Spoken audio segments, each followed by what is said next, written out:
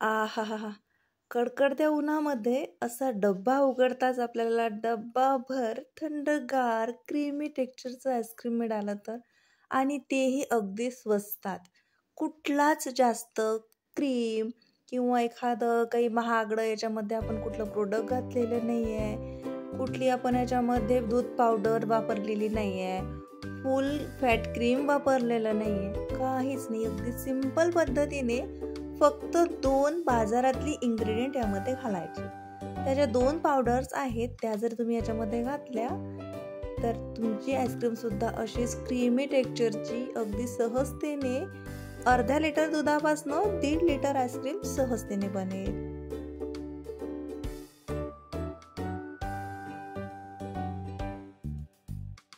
तर नमस्कार मंडळी, कशा आहात तुम्ही? मजेत ना? मजेतच असायला हवं. मी स्वातीज रेसिपीजमध्ये तुम्हा सर्वांचं खूप खूप खूप मनापासून स्वागत.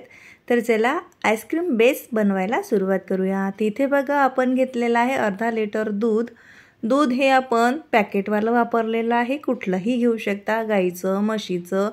फुल फॅट क्रीम घेतलं तर आणखीनच चांगलं, नाही घेतलं तर हे चालून जातं.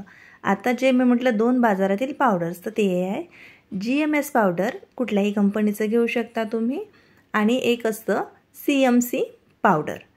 या पावडरने काय होते, आता जी आधी आपण हे GMS पावडर बघितली, याने आपल्या आईस्क्रीमला थिकनेस येते. जे दूध असतं ते दुधाला एक गाढेपणा येतो. बेकरीच्या प्रोडक्टमध्ये हे पावडर आवर्जून वापरल्या जातात.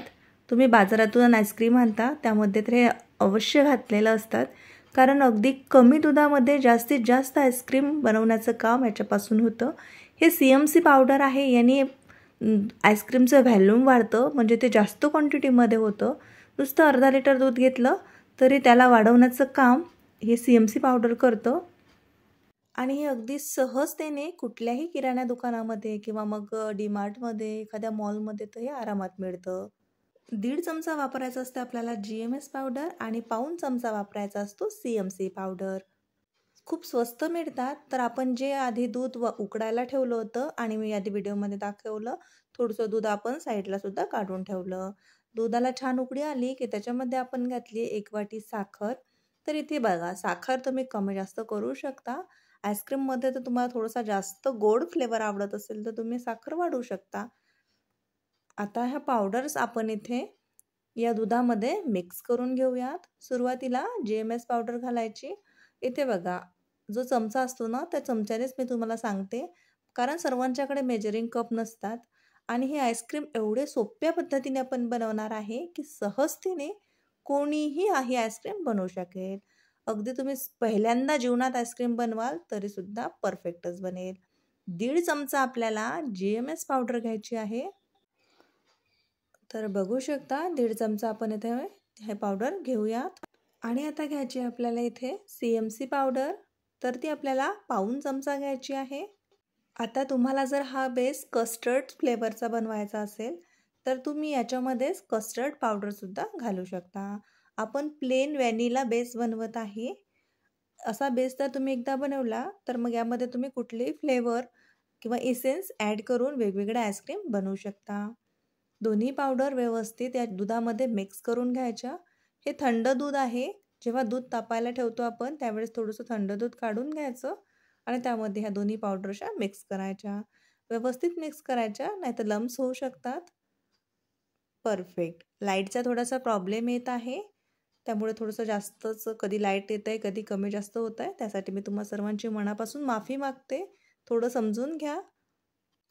पावडर मिक्स करून झालेली आहे. दुधामध्ये साखरसुद्धा छान विरघळली. तर चला आता हळूहळू हे पावडरवालं दूध आपण याच्यामध्ये घालून घेऊयात आणि मिक्स करून घ्यायचं आहे.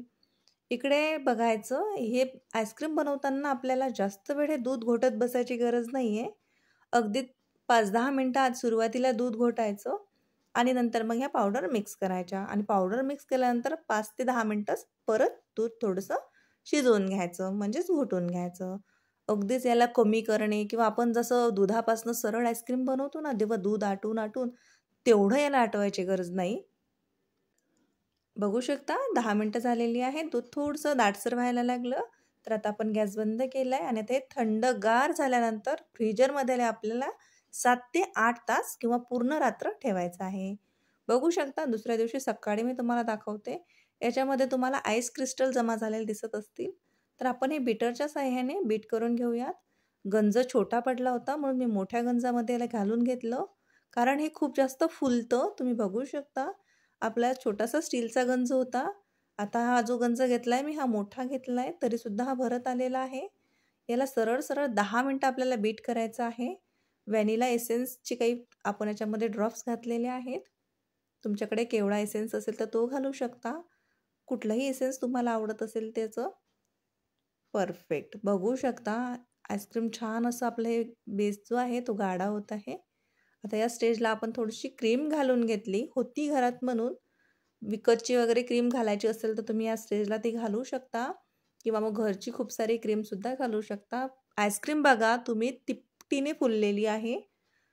हेच काम CMC पावडर करतं. दुधाची व्हॉल्यूम वाढवतं.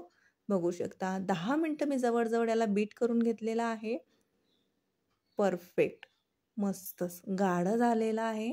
तर चला कुठल्याही एखाद्या डब्यामध्ये आता हे सेट करायला ठेवूयात. GMS पावडरमुळे याला थिकनेस आली. CMC पावडरमुळे याचे व्हॉल्यूम वाढलं आणि जे आईस क्रिस्टल आपल्या आईस्क्रीमवरती जमा होतं ते होणार नाही आहे. तर परत आपण 8 तासासाठी आईस्क्रीम सेट करून घेतलं. चेक करून घेऊयात. वॉव! परफेक्ट. बघू शकता इथे तुमचं मस्त असं क्रीमी टेक्स्चरचं व्हॅनिला एसेन्सवालं आईस्क्रीम बनवून तयार झालेलं आहे. खूप भारी टेक्स्चर आलं आहे. जसं मार्केटच्या आईस्क्रीमला येतं ना, सेम तसंच. क्रीमी पण आहे आणि एक त्याच्यामध्ये एक टेक्स्चर असतं बघा असं. हे दिसतं ना व्हिडिओमध्ये? सेम तेच आलेलं आहे.